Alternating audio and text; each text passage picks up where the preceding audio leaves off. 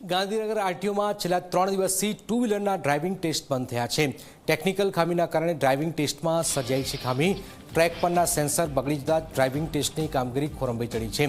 Gandhinagar આરટીઓમાં driving test નહીં આપી શકાય।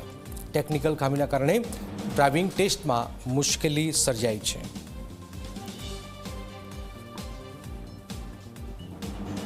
ગુજરાત આરટીઓ ટેકનોલોજીનો ઉપયોગ કરીને ડ્રાઇવિંગ ટેસ્ટ કરતી હોય છે, પણ સૌથી આશ્ચર્ય કહી શકાય કે ગાંધીનગરના ટુ વ્હીલર માટેના ટ્રેકમાં એક સેન્સર જે હોય છે એ સેન્સર બગડી ગયું છે અને આરટીઓને એ સેન્સર મળતું નથી। એટલા જ માટે ટુ વ્હીલરનું લાયસન્સ નો ટેસ્ટ જે છે એ ટેસ્ટ ગાંધીનગર આરટીઓમાં થઈ શકતો નથી। છેલ્લા 3 થી 4 દિવસથી આ ટેસ્ટની કામગીરી બંધ કરવામાં આવી છે। ક્યાંક ને ક્યાંક જોવા જઈએ તો અત્યારે ગાંધીનગર આરટીઓમાં 4 વ્હીલર જે છે એનો ડ્રાઇવિંગ ટેસ્ટ સરળતાથી થઈ શકે છે, પણ ટુ વ્હીલર માટે આવતા અનેક લોકોને પાછા જવાનો વખત આવે છે। આખરે આરટીઓ દ્વારા બોર્ડ પણ મારી દેવામાં આવ્યું છે કે આ પ્રકારનું ટેકનિકલ ખામીના કારણે હાલના તારીખે ટેસ્ટ થઈ શકશે નહીં। પણ જોવા જઈએ તો 4 વ્હીલર કરતાં ટુ વ્હીલરના લાયસન્સ લેવાવાળાની સંખ્યા વધારે હોય છે, પણ ગાંધીનગરમાં ટુ વ્હીલરનો